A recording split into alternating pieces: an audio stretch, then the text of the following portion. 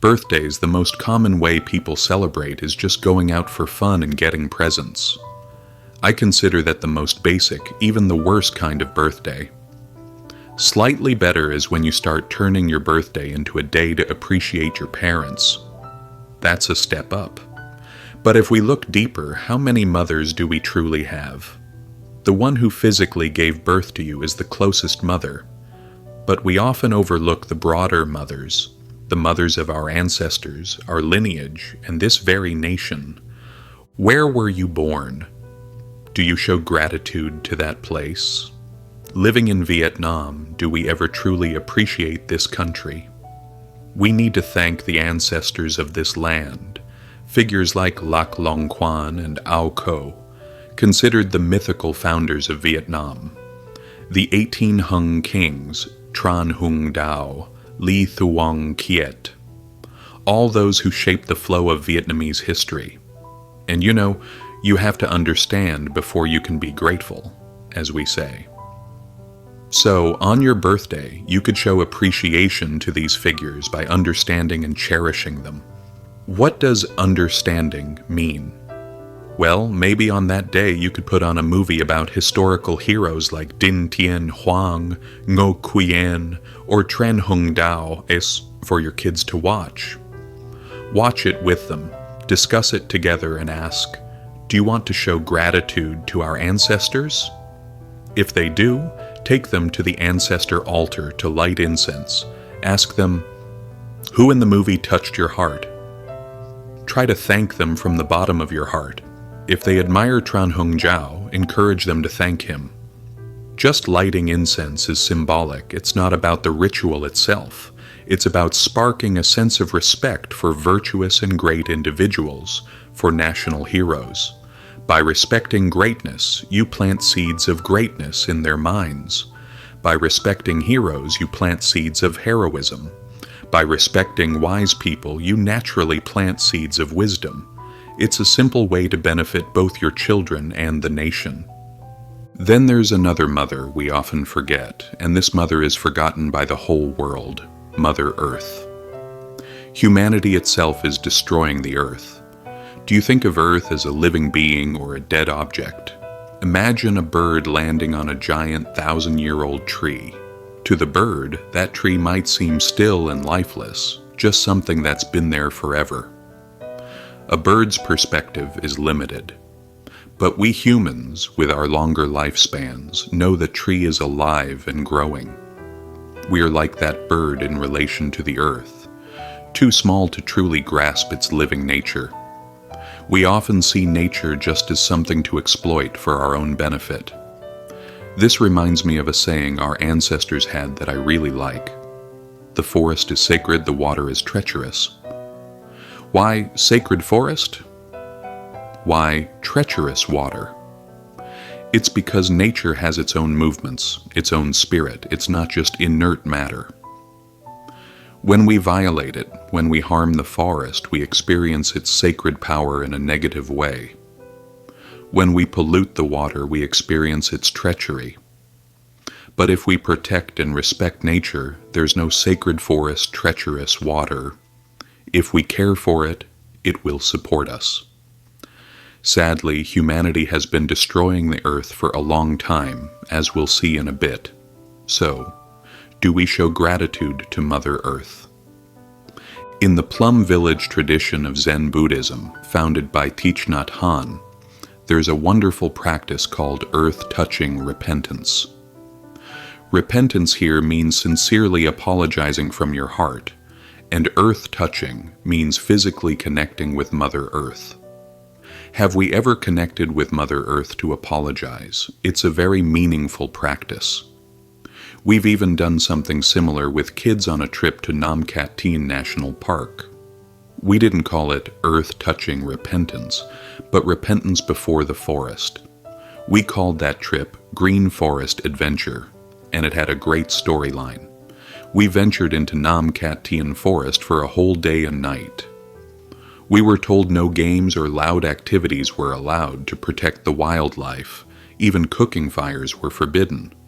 So we created a scenario. Oath to the Green Forest. We entered the forest to make a commitment to protect it and all living things. We had almost 200 kids walk around the forest, about 30 kilometers in total. At a 700-year-old tree, they all gathered around, took out printed sheets of paper, and recited the oath to the green forest. Everyone read it together, hand on heart. It was very powerful. That trip was during the rainy season, and it usually rains every day then. But as soon as we arrived at Nam Kat Tien, the rain stopped. It only drizzled a little, just enough to camp. For 2 days and 1 night as we explored the forest, not a single drop of rain, just a light drizzle at most.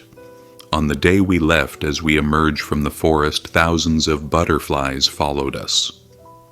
We'd walk a bit, and thousands of butterflies would swarm around us, then land about 10 meters ahead, blocking our path as if saying, "Don't go." It was incredible. When hundreds of people collectively make a heartfelt oath to the green forest, it has a profound effect. Their oath from the heart: I will protect the forest, plant trees, not cut down forest, not litter, protect wildlife, not eat wild animals. They spoke these vows aloud, and these thousands of butterflies just kept following, blocking our way. We had to carefully walk around them, but they would just fly ahead and block us again, doing this for a whole hour. You might not believe forests have spirits, but you should. If you practice sincerity and respect towards nature, you'll see signs. Just be sincere. Because we went with this purpose, to give the children this experience and make an oath to the green forest. Do you know what? We never got lost. But if you go into the forest and litter, break branches, curse, and treat it just as something to exploit, the chances of getting lost are very high. Groups get separated, wander off, and when asked why they got lost, they have no idea. Many tourist groups get lost in forests because the tour guides, the leaders, don't understand the sacred forest treacherous water principle. They enter the forest disrespectfully, wanting to exploit it, not respect it. Respect is about ethics, exploitation is about greed. And then, the forest and water will show their sacred and treacherous sides, and things go wrong. It's the same with swimming. If you go swimming in the ocean and don't understand this, you might drown. But if you understand sacred forest, treacherous water, and respect the sea, lakes, and rivers, no one drowns. We've taken hundreds of kids swimming in Tran Lake, the ocean, mountains, never had any problems. You have to teach this to children, and they have to recite that oath before going into the water. Before the trip, they practice the oath for half an hour to let it sink in. It's incredibly effective. So, gratitude to Mother Earth is so important. We forget the greatest mother, the mother of all living things, not just our own. All life on Earth depends on Mother Earth, and we've never shown her gratitude. Think about that. We actually have 3 levels of mothers. The one who gave birth to us, the motherland, and Mother Earth. We need to learn to appreciate all 3. Then our birthdays will have a truly deep meaning. Now let's talk about the deeper spiritual meaning of birthday. In Vietnamese, sinh nhật, birthday, is made up of sinh, birth, being born, and nhật, sun, day, light. It implies we are born to move towards the light. So far, we've talked about the ethical meaning. Gratitude to the 3 mothers is ethical, but not yet spiritual. Just enjoying your birthday for yourself is driven by greed, which is unethical. Thinking about en hat, sun, day, light. Consider the weekly day we call Chu Nhat in Vietnamese, or Sunday in English, right? Christians call it Lord's Day. Sunday is the day we turn towards the light of God. You work 6 days a week for your job, and 1 day should be for God. For God, doesn't just mean reciting prayers. It means letting God's light illuminate your soul, living in God's light, in God's wisdom, in God's love. In Buddhist terms, it means living in God's morality, wisdom, and willpower. Then it truly becomes Lord's Day. In everyday terms, it's Sunday, the day that's Chu, yours, belonging to you. From Monday to Saturday are company days. You work for the company, so you're influenced by it. Sunday is your day. Chu means owner. It's your day. So on your day, do you move towards the light, towards Enhat? Or do you go drinking and sleep in? Sleeping in and drinking makes it a dark Sunday instead of a bright Sunday. Chunat, Sunday, should be the day you take charge to move towards the light. Sintnat, birthday, is the same. We are born to move towards the light. If every day you know how to move towards the light, then every day becomes a birthday, right? Think about it. Days we just want to indulge and have fun, we move towards darkness. Days we live with precepts, concentration, and wisdom, the core Buddhist practices. Those are the days we move towards the light. That's why Zen masters and saints don't celebrate birthdays. For them, every day is a birthday. Have you ever noticed this?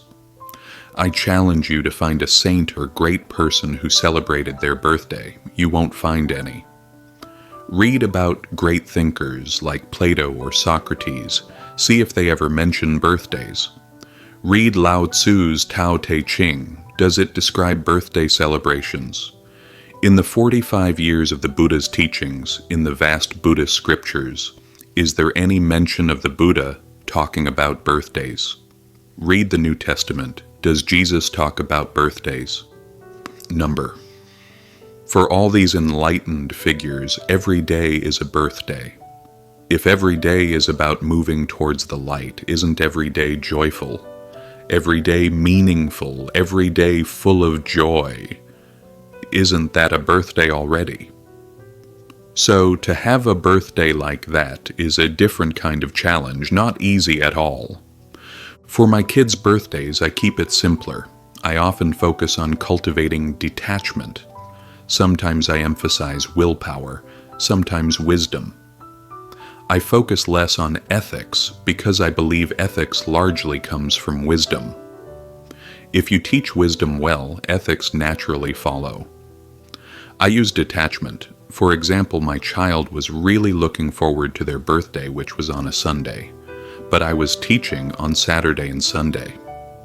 I came home early on Friday around 5 p.m. and called my child out.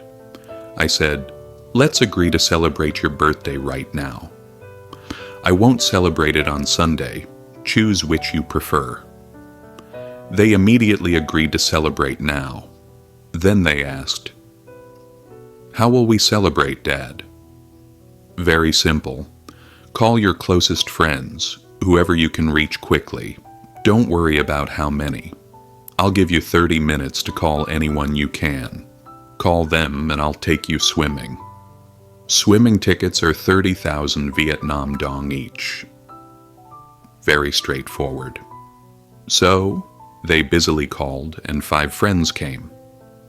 With me and my child, that's 7 people total. 7 times 30,000 Vietnam dong equals 210,000 Vietnam dong. We went to the swimming pool for an hour, swam, and on the way back stopped at a sugarcane juice stall, each getting another 5,000 Vietnam dong for juice. Birthday over. Swimming for an hour builds a little willpower, and sugarcane juice afterwards introduces the idea of detachment, compassion, joy, and equanimity.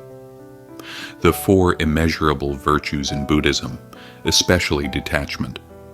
This helps them not to be so fixated on birthdays anymore, to see birthdays as ordinary days. Living righteously, living well, that's the real birthday. No longer addicted to birthdays, no longer craving them. Very simple. This is a simple approach I often use. Then, sometimes I organize very extravagant celebrations. Why? To give them the experience of extravagance. But it's not really different from drinking sugarcane juice by the roadside. When we have a grand party, I incorporate lessons, making them work hard, setting up decorations, preparing things. If they make a small mistake, I might say, "This is bad, throw it away, do it again." Then they realize, wow, organizing a grand birthday is exhausting. That's how they start to understand. Living simply leads to peace of mind. Understanding the principle of simple living isn't simple, you know.